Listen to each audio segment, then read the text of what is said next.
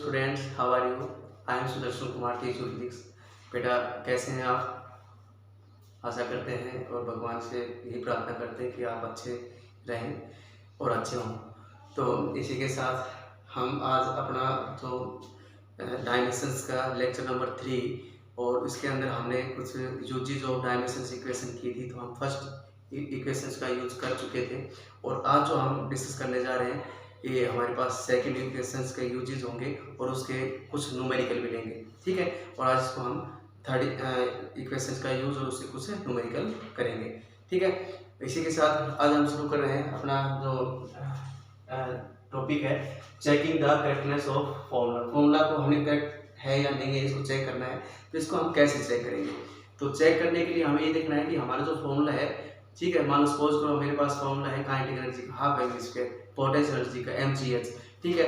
इस प्रकार से ये फॉर्मूले होते हैं, इनको हमने कैसे चेक करना है कि ये सही है या नहीं है। इसको चेक करने के लिए हमें क्या करना है, इक्वेशन ऑफ होमोजेनिटी का यूज करना होगा। इक्वेशन ऑफ होमोजेनिटी क्या कहती है कि वन साइड का डायमेंशनल फार्मूला इक्वेशन के और अदर साइड का जो डायमेंशनल फार्मूला अगर इक्वल है तो हमारा फॉर्मूला है वो क्या होगा, डायमेंशनली करेक्ट होगा, ठीक है। तो देखिए हम आगे चलते हैं। क्या कहता है checking the correctness of formula, it is solve by using the principle of homogeneity of dimensions, ठीक है। क्या कहता है, according to this principle only that formula is correct, वही फार्मूला हमारे पास करेक्ट रहेगा in which the dimensions of various fundamental units in one side of the relations are equal to their respective dimensions of other side। यानी कि LHS is equal to, अगर RHS हम दिखा दें और वो इक्वल आ जाए डायमेंशंस, तो हमारी इक्वेशन है वो डायमेंशनली करेक्ट होगी, अदरवाइज हमारी डायमेंशन जो इक्वेशन होगी वो करेक्ट नहीं होगी, ठीक है। तो ये हमारे पास रहेगा। अब मैं एक आपको न्यूमेरिकल लेके समझा रहा हूँ, तो आप लोग उस न्यूमेरिकल को देखिए। सो डियर स्टूडेंट्स, क्वेश्चंस आपके सामने रहा। क्या कह रहा है कि checking the correctness of the relation, आपने चेक करना है करेक्टनेस ऑफ रिलेशंस का। क्या कह रखा है इसने, टाइम पीरियड है वो 2 pi square root of L by g दे रखा है। यहाँ पे आपके पास L है और लेंथ है, ठीक है, और G है एक्सेलरेशन ड्यू टू ग्रेविटी है, ठीक है। और आप लोगों के पास यहाँ पे T रहेगा उस time period of simple pendulum का टाइम पीरियड है, उसका फॉर्मूला है T equal to 2 pi square root of L by g. देखिए हम अब इसको सॉल्यूशन किस प्रकार से करते हैं, तो देखिए हम इसको दो टर्म में कन्वर्ट कर लेते हैं। पहले ये ले लेते हैं LHS और ये ले लेते हैं RHS।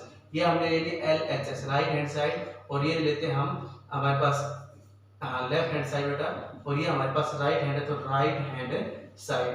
और हमें इसके बीच में देखना है कि इक्वल का निशान है, तो क्या LHS का डायमेंशन फार्मूला और RHS का डायमेंशन फार्मूला सेम है या नहीं है। अगर दोनों का डायमेंशन फार्मूला इक्वल होगा तो हमारे पास ये डायमेंशनली रिलेशन करेक्ट होगा, अदरवाइज इक्वल नहीं होगा तो करेक्ट नहीं कहेंगे इसको। तो हमें करेक्टनेस देखनी है या चेकिंग करनी है इसकी। तो देखिए पहले ले लेता हूँ मैं LHS लेफ्ट हैंड साइड, हमारे पास T है और T का जो डायमेंशन फार्मूला होगा यहाँ पे होगा m0 L0 और T की पावर ओनली 1 रहेगी, सिर्फ इसमें क्या है टाइम है, ठीक है। उसके बाद मैं देखता हूँ RHS में देखूंगा मेरे पास है 2 pi square root of L by g. अब आप लोगों को एक बात तो पता ही होगी कि हमने या इसमें बताया था कि ये 2 है कांस्टेंट है, पाई है कांस्टेंट है, तो डायमेंशनल लेस कांस्टेंट है, डायमेंशनल लेस कांस्टेंट वो वैल्यू है, तो ये डायमेंशनल लेस कांस्टेंट है, तो इनका कोई डायमेंशनल फार्मूला नहीं होगा, नो डायमेंशनल फार्मूला, ठीक है। अब हम देखेंगे सिर्फ L और G, और ये किसके अंदर स्क्वायर रूट के अंदर, तो इसमें देखो स्क्वायर रूट है और L है, इसका डायमेंशनल फार्मूला हमारे पास रहेगा ओनली L, ठीक है।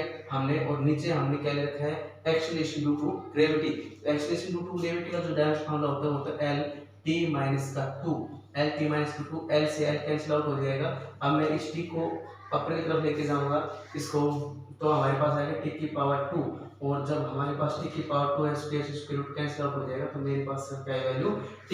तो RHS की जो वैल्यू आई वो भी हमारे पास क्या आई m0 L0 और T की पावर 1। सो हमारे पास हम इसको कह सकते हैं, so LHS is equal to RHS, so our dimensional formula is correct, so this formula is correct, so formula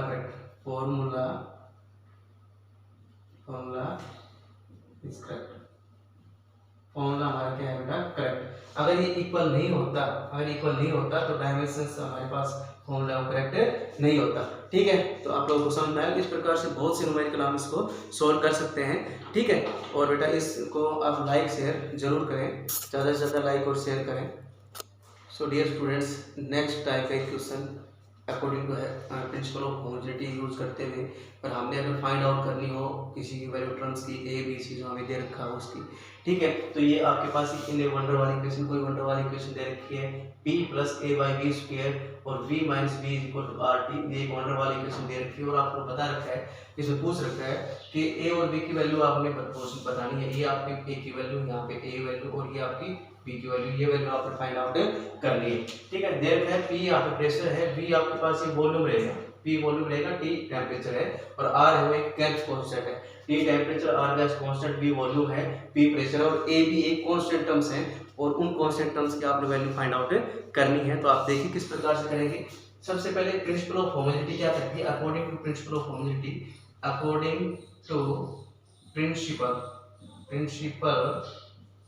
of homogeneity, according to principle of homogeneity क्या कहती है कि हमारे पास प्लस माइनस जो सिंबल होते हैं, जो टर्म्स होती हैं वो आपस में बराबर होती है। p इक्वल होगा इस टर्म के, v इक्वल होगा इस टर्म के, ठीक है, और ये सारी टर्म्स बराबर होंगी r t की। ठीक है, बीच में प्लस या माइनस टर्म जुड़ी है, तो अब हम इन दोनों को लेते हैं पहले तो ये p जो आपके पास है ना, यहाँ पे निकालना क्या है हमें, a की वैल्यू निकालनी है। a बाई बी स्क्वायर बराबर होगा p के, a बाई बी स्क्वायर बराबर होगा p के, a by B square is equal to p, value किसकी निकालनी है हमें, a की, a इक्वल टू क्या आएगा, p इंटू माई बी स्क्वायर, p प्रेशर है, v वॉल्यूम है, तो p प्रेशर का जो डायरेक्ट फॉर्मूला होता है फोर्स अपॉन एरिया, तो इसको मैं मॉडिफाई कर लेता हूँ फोर्स अपॉन एरिया, क्योंकि हमें चीज रट के नहीं समझ के करना है। ठीक है, मैं डायरेक्ट बता देता तो उसमें आप समझ लिया था, इंटू में v स्क्वायर। अब यहाँ पे देखिए force m l t minus का 2, अभी आप लोगों ने किया m l t minus 2, area होता है l स्क्वायर और इंटू में वॉल्यूम क्या होता है l की पावर, यहाँ पे l स्क्वायर है तो वॉल्यूम का स्क्वायर, इसकी पावर 2, वॉल्यूम l की पावर 3 और इसका स्क्वायर, तो इसको थोड़ा अच्छे से लिख लो, l की पावर 2 और इसका इसकी 3 और इसका स्क्वायर। ठीक है, ये आएगा इसका स्क्वायर। अब हम देखेंगे इसको कि v इक्वल टू हमारे पास यहाँ पे a इक्वल टू मेरे पास क्या रहेगा, m की पावर 1, l ऊपर जाएगा तो l की पावर माइनस का 1 और t की पावर माइनस का 2, m की पावर 1, l की पावर यहाँ पे कितनी हो जाएगी, ये जाएगी तो माइनस का 1 और t की माइनस 2, और यहाँ पे ये l है आप लोगों के पास, एक और l है, l की पावर 6, l की पावर क्या हो जाएगी यहाँ पे 3 प्लस 6। अब यहाँ पे सोल्व कर लो इसको, a इक्वल टू हमारे पास तो एक का डायमेंशन मामला होगा तो m की पावर 1, l की पावर यहाँ पे 5 और t की पावर माइनस का 2, ये आ जाएगा डायमेंशन m1 l5 और t माइनस का 2। तो ये क्या आ जाएगा हमारे पास, किसका डायमेंशन फॉर्मूला है, ये डायमेंशन फॉर्मूला है हमारे पास a की वैल्यू m1 l5 और t माइनस का 2। ठीक है, ये आपका a का डायमेंशन फॉर्मूला है। अब हमें निकालना है किसका, निकालना हमें b का भी है, तो b भाई b किसके बराबर होगा, वॉल्यूम के, तो वॉल्यूम आपके पास क्या होगा, b is equal to volume होता है यहाँ पे m0 l की पावर 3 और t 0, तो m0 l की पावर 3 और t 0, तो ये आप लोगों के पास a और b दोनों का डायमेंशन फार्मूला आप लोगों के पास आ गया। आप लोगों ने देखा इस प्रकार से कितने भी डायमेंशन फार्मूले आप निकाल सकते हो। ठीक है, पर बेशर्ते आपको फॉर्मूला याद होना चाहिए और फॉर्मूले से हम उसको क्या कर सकते हैं, छोटे छोटे स्टेप में तोड़ के हम डायमेंशन फार्मूला बना सकते हैं। आई होप आप लोगों को ये अच्छी से समझ में आ रहा होगा। अगर आ रहा है तो भाई इसमें थोड़ा सा जितनी मेहनत हम कर रहे हैं तो आप लोगों के ऊपर भी कुछ फर्ज बनता है कि गुरु दक्षिणा दी जाए, उसके लिए लाइक शेयर और सब्सक्राइब जरूर कर दे, बार बार कहने की जरूरत ना पड़े। ठीक है, सो डियर स्टूडेंट्स, अब हम लास्ट जो हमारी इक्वेशन है, यूजेस ऑफ इक्वेशन डायमेंशंस की, वो करने जा रहे हैं। तो इसमें डायमेंशंस डेरिवेशंस ऑफ फॉर्मूला को ड्राइव कैसे करें, जैसे हमें फॉर्मूला बनाना है, जैसे हमने पढ़ा था कि टाइम पीरियड निकालना, सिंपल पेट्रोल का टाइम पीरियड होता है 2 पाई ये कांस्टेंट टर्म l/g। ठीक है, तो इसको हमने कैसे देखा भाई, डायमेंशन करेक्ट तो है ही, पर हम इसको कैसे बनाएंगे, वो बनाने का फॉर्मूला मैं आप लोगों को बताऊंगा। तो सबसे पहले क्या आएगा, using the same principle of homogeneity का यूज करते हुए ही dimensions we can derive the formula of a physical quantity provide we know the 4 factors on which the physical quantity depends, कि हमारी फिजिकल क्वांटिटी कौन कौन से फैक्टर पे डिपेंड करती है। अगर हमें डायमेंशन फार्मूला पता होगा और कौन कौन से फिजिकल क्वांटिटी डिपेंड्स करती है फैक्टर्स के ऊपर, वो पता है, तो हम क्या कर सकते हैं, फॉर्मूला को ड्राइव कर सकते हैं। मैं एक इसमें न्यूमेरिकल लेके आप लोगों को समझा रहा हूँ, एग्जाम्पल लेके समझा रहा हूँ, तो आप उसको समझिएगा।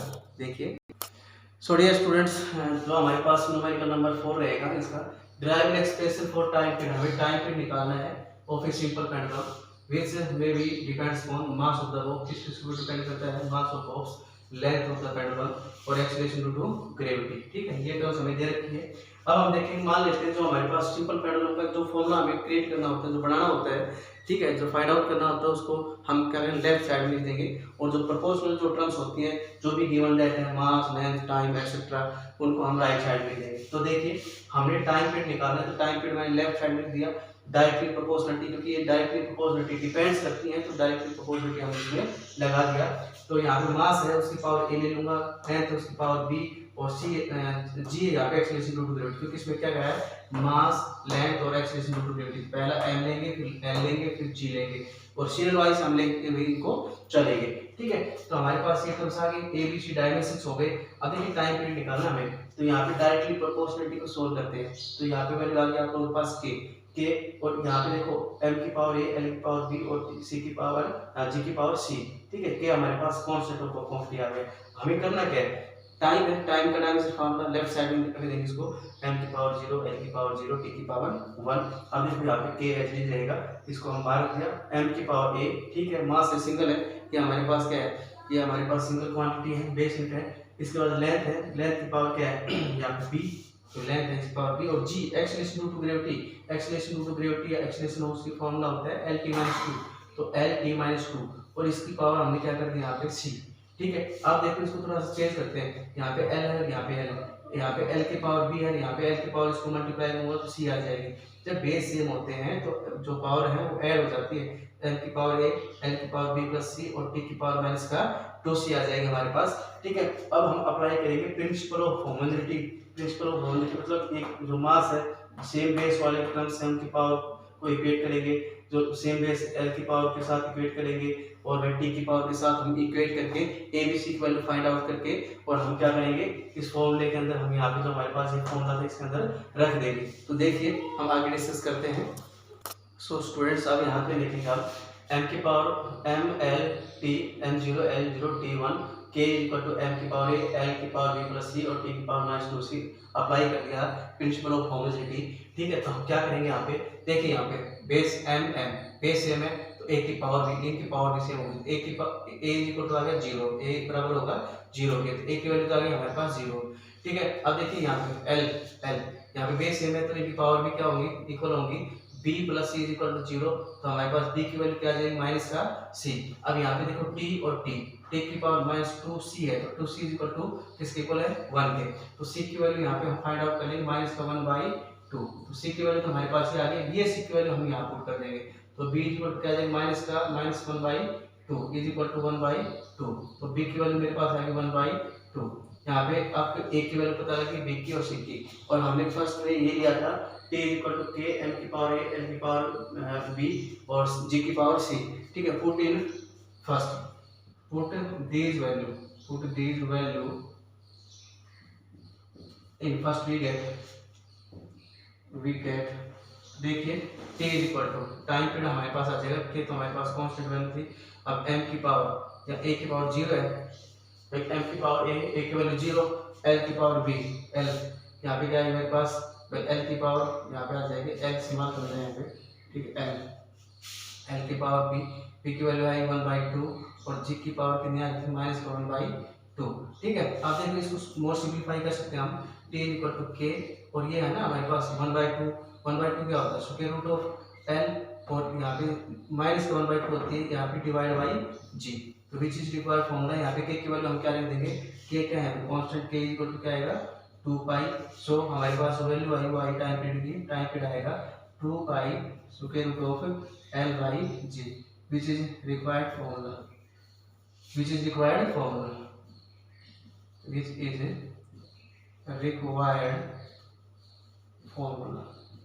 इस प्रकार से हम फॉर्मूले क्रिएट कर सकते हैं। डायमेंशनली हम इसको चेक भी कर सकते हैं। चेक मैंने करवाया था जो प्रीवियस वीडियो थी हमारे पास लेक्चर नंबर 2 के अंदर, उसके अंदर मैंने इसी का LHS इक्वल टू RHS करके करवाया हुआ है।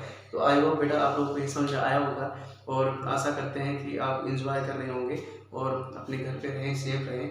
और इसी के साथ आज की वीडियो को मैं ये प्लीज़ करता हूँ, ज़्यादा से ज़्यादा लाइक और शेयर जरूर कर दें क्योंकि आपके यहाँ पे इसमें पैसे नहीं लग रहे। ठीक है, thank you, have a nice day.